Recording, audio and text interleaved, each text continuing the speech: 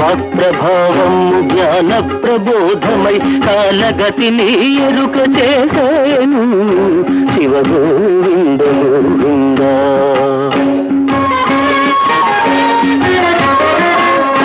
కలియుగమున 5000 పిమ్మట మను ధర్మమే మారిపోయేను, కుల వివక్షత కూలిపోయేను, మానవులలో నీతి మటు మాయమ